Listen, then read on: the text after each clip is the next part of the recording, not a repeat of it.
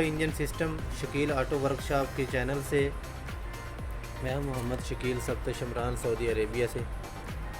जैसा कि हमारा टॉपिक जो है वो इलेक्ट्रीशियन कोर्स पे चल रहा है, तो साथ साथ मैं आप लोगों के साथ अपना एक्सपीरियंस भी शेयर करता हूँ। और कोई भी मिस्टेक होती है किसी से, दोस्त से, या फिर कोई फॉल्ट आता है किसी गाड़ी में, किसी भी काम से रिलेटेड लोगों के साथ शेयर करता हूँ साथ साथ, ताकि दूसरे दोस्त जो है वो इस फॉल्ट से और इस प्रॉब्लम से बच सकें। आज का जो हमारे पास फॉल्ट आया है, ये बस है हमारे पास। बस के ये आपके सामने जो दोनों कंप्रेसर नज़र आ रहे हैं, ये बस के कंप्रेसर हैं। तो ये दोस्त ने कंप्रेसर नया लगाया था, बिल्कुल न्यू, डेंसो कंपनी का, बहुत अच्छा कंप्रेसर है। लेकिन इसका क्या हुआ कि ये आप कोयल देखें, इसकी जल गई है। अगर आप गौर करेंगे तो इसकी कोयल जो है वो पिघल चुकी है अंदर से। वजह क्या बनी, सबब क्या था, ये मैं आप लोगों को आज शेयर करूँगा, बताऊँगा आप लोगों को, ताकि आप लोग भी एहतियात करें और किसी भाई से भी ये गलती ना हो। तो कंडेंसर चौक थे इसके, और साथ ही इसके जो फ़िल्टर हैं, कंडेंसरों के जो फ़िल्टर हैं वो भी चौक थे। ये देखें, ये फ़िल्टर हमने दोनों नए लगा दिए। इसके फ़िल्टर भी इसके बंद थे पुराने वाले, जिसकी वजह से कंप्रेसर का ज़ोर लगा और फिर वो बंद हो गया, चौक हो गया। तमाम जो इसके नालियाँ वगैरह हैं उनको अच्छी तरह से पेट्रोल के साथ साफ़ कर लें। ये बस है, 24 वोल्ट इसका करंट है, डीजल इंजन गाड़ी है। कंप्रेसर इसके हमने दोनों नए लगा दिए हैं। पहले इसके बेल्टों की जो एडजस्टें हैं, जो दोस्त नहीं समझते, कहते हैं कि यार ये काम बहुत मुश्किल है, हमें नहीं आता, हम तो छोटी गाड़ियों का काम करते हैं, साथ में दूसरी गाड़ियों का भी रिस्क लेना ज़रूरी होता है।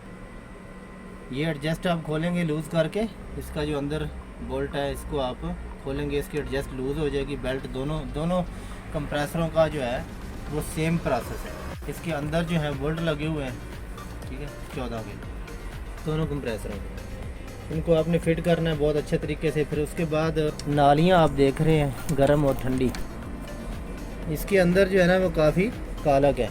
इसको आप लोगों ने बहुत अच्छी तरह से साफ़ करना है, ताकि ये बाद में चौक ना करे। जो तेल है वो बिल्कुल काला हो चुका है। इसको जब तक आप सफाई नहीं करेंगे, आपका रिज़ल्ट जो है ना कूलिंग का ठीक नहीं आएगा।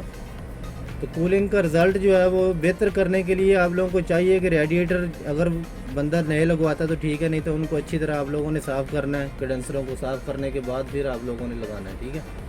यानी कि ये 24 वोल्ट गाड़ी है, तो इसका करंट जो है दोनों को एक ही करंट, एक ही बटन से आ रहा है, ठीक है जी। बार एक ही करंट की सिर्फ एक ही तार आ रही है, यानी दो तारें नहीं है, एक ही तार है। अर्थ बॉडी से मिल गया और करंट जो है वो डायरेक्टली आ रहा है स्विच की तरफ से।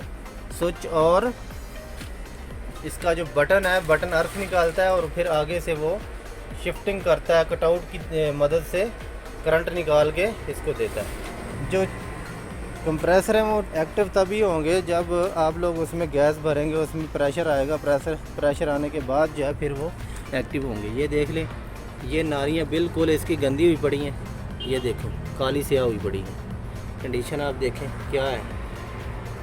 इसको बेहतर बनाने के लिए, ताकि आप लोगों के जो गाड़ी का कंप्रेसर है वो चौक ना हो, ये देखें सारा काला है। यहाँ पे दोनों कंडेंसर लगे हुए थे, अब हम कंडेंसर फिट करेंगे। यहाँ पे इसके 3 कंडेंसर हैं, तीसरा कंडेंसर जो है इसका बैक साइड पे नीचे दिया हुआ है। इसको अभी हमने खोलना है। ये देखें, ये भी गारा बना हुआ है, बंद पड़ा है, ये देखें। अगर आप गौर करें तो इसके 3 ही फ़ैन है और 3 ही कंडेंसर है। इसको अब फिट करेंगे खोल के, उसके बाद इंशाल्लाह इसका जो रिज़ल्ट आएगा वो बहुत ज़बरदस्त आएगा, है ना। ये 2 कंडेंसर ये हो गए, तीसरा वो हमने पिछली बैक साइड पे हमने फिटिंग करना है। जैसे खोलना वैसे लगा देना, वेरी सिंपल, बहुत सादा और इजी तरीके से, ठीक है। तो उम्मीद है कि आप लोगों को आज की वीडियो जो है इसकी समझ आई होगी और पता चल गया होगा कि मैं आप लोगों को क्या समझाना चाह रहा हूँ।